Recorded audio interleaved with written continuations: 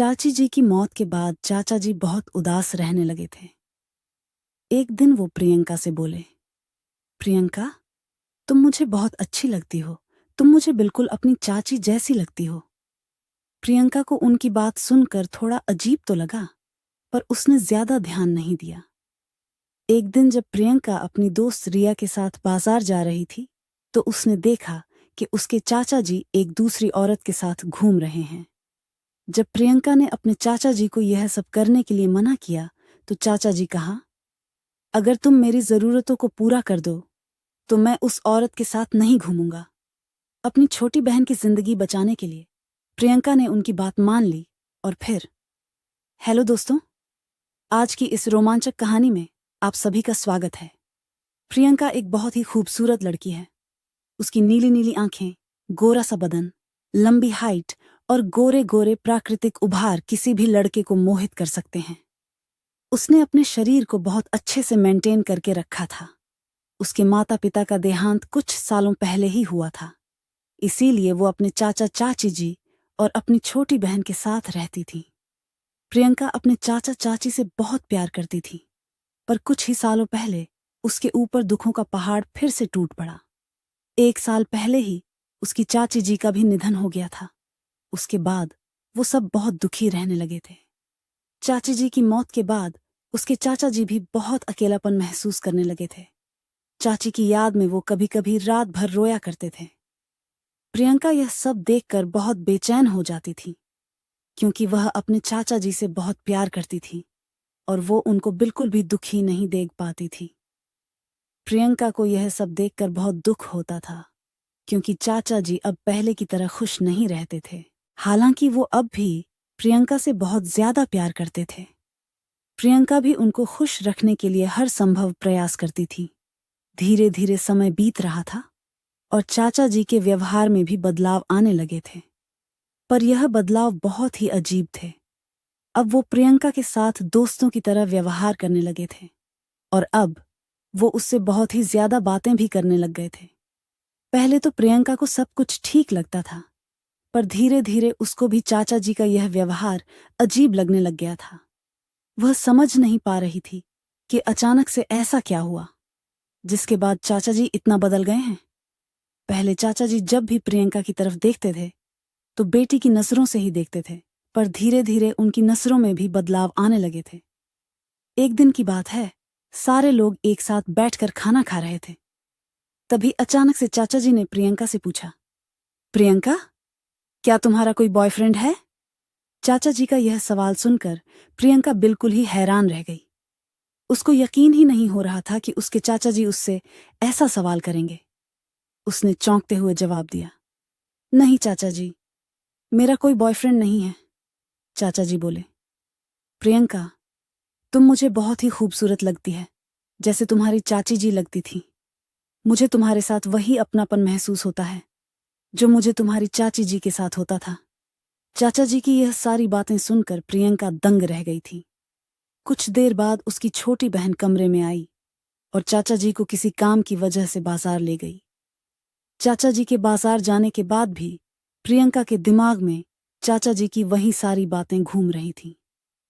वह समझ ही नहीं पा रही थी कि अचानक से चाचा जी को क्या हो गया। वो यह सब बातें क्यों कर रहे हैं?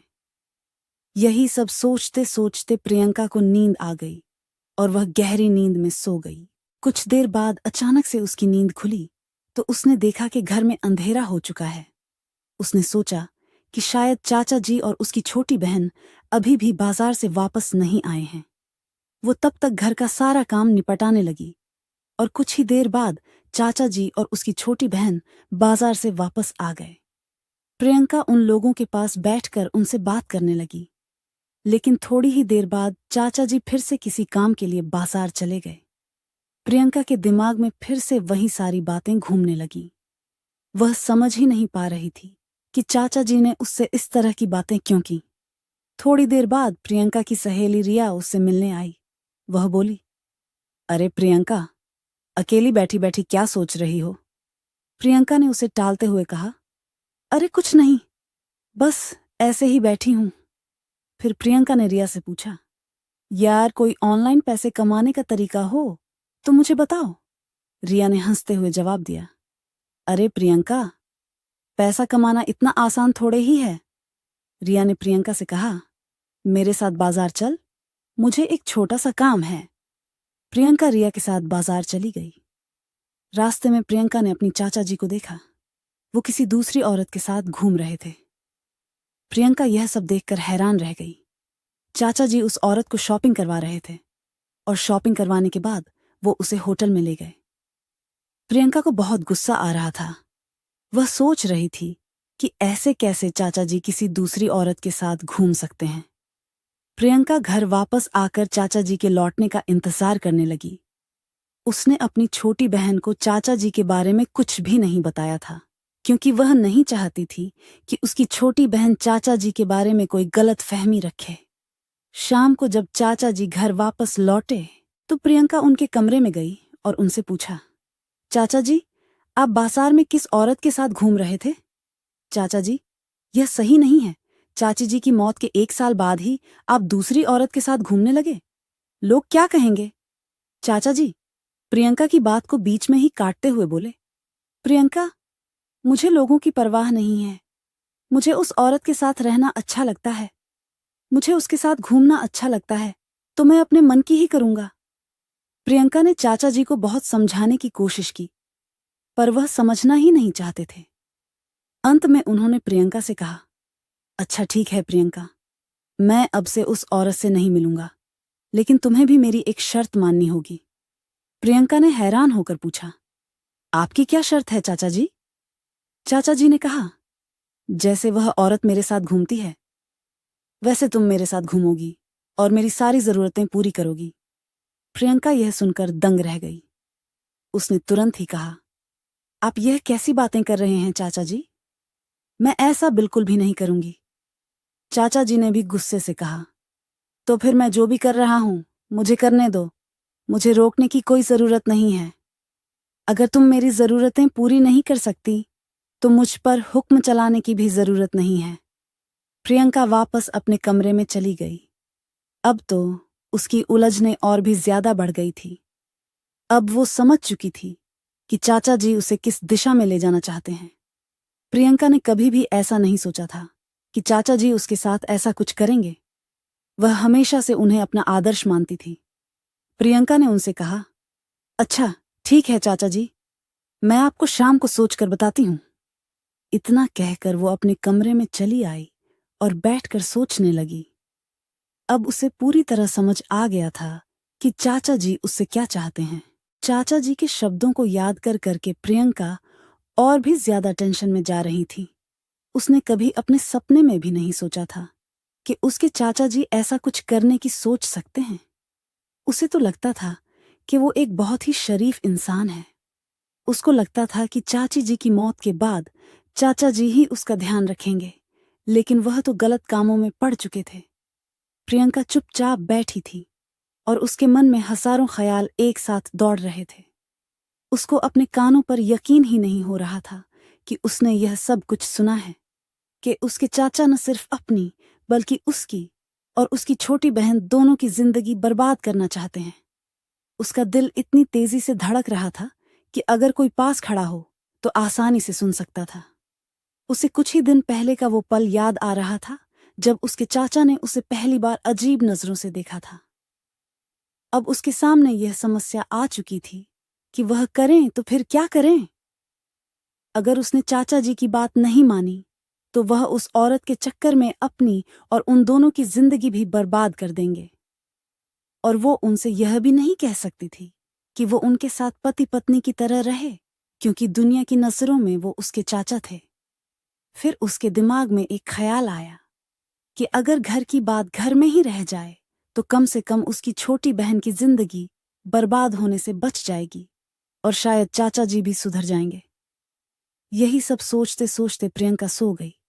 सुबह जब वह उठी तो वो चाचा जी के कमरे में गई। पहले तो उसने चाचा जी को बहुत समझाया, लेकिन जब वह उसकी बात नहीं माने तो फिर प्रियंका ने कहा, ठीक है चाचा जी, मुझे आपकी शर्त मंजूर है, लेकिन पहले आपको भी मेरी एक शर्त माननी पड़ेगी। आपको मुझे शॉपिंग करवानी पड़ेगी। उसने यह भी कहा कि आपको इस बात का ध्यान रखना पड़ेगा कि यह बातें बाहर किसी को पता नहीं चलनी चाहिए। आज के बाद आप किसी भी दूसरी औरत के साथ दिखाई नहीं देंगे। चाचा जी ने खुश होते हुए जवाब दिया, ठीक है प्रियंका, तुम जैसा कहोगी मैं वैसा ही करूंगा। चाचा जी से बात करने के बाद प्रियंका उस औरत के पास गई जिसके साथ चाचा जी घूमते थे और उसे समझाकर वापस घर आ गई। फिर वह अपनी छोटी बहन के पास गई और नाश्ता बनाने लगी, क्योंकि आज रविवार था और उन्हें कहीं बाहर नहीं जाना था। नाश्ता बनाने के बाद प्रियंका ने अपनी छोटी बहन और चाचा जी के साथ नाश्ता किया। नाश्ता करने के बाद चाचा जी और प्रियंका शॉपिंग के लिए निकल गए। मार्केट में चाचा जी ने प्रियंका को कुछ कपड़े दिलवाए और कुछ कपड़े अपने लिए भी ले लिए। प्रियंका ने अपनी छोटी बहन के लिए भी एक ड्रेस खरीद ली थी। शॉपिंग के बाद दोनों एक रेस्टोरेंट गए और वहां से खाना खाकर वापस घर लौट आए। शाम होते ही चाचा जी ने कहा, चलो प्रियंका, अब मेरी शर्त पूरी करो। तो प्रियंका ने भी शर्त के मुताबिक काम करना शुरू कर दिया। उस दिन के बाद से चाचा जी और प्रियंका पति पत्नी की तरह रहने लगे थे। प्रियंका उनका पूरा ख्याल रखती थी और चाचा जी भी प्रियंका का पूरा ख्याल रखते थे। अब चाचा जी बिल्कुल बदल चुके थे। वह किसी भी दूसरी औरत के साथ नहीं घूमते थे। वह सिर्फ ऑफिस जाते थे और फिर घर आकर प्रियंका के साथ समय बिताते थे। प्रियंका को पता था कि वह गलत कर रही है, लेकिन वह यह भी सोचती थी कि अगर उसने उस दिन चाचा जी को समझाया नहीं होता तो वह पता नहीं कहां कहां जाकर अपनी गलत संबंधों को निभा रहे होते। अब कम से कम मेरी बहन की जिंदगी तो बर्बाद नहीं होगी। कमेंट करके जरूर बताइएगा कि आपको ये कहानी कैसी लगी। अगर आपको ये कहानी पसंद आई हो तो इसे लाइक करें और अपने दोस्तों के साथ भी शेयर करें। आगे भी ऐसी रोमांचक कहानियों के लिए हमारे चैनल को सब्सक्राइब करें और बेल आइकन दबाना ना भूलें।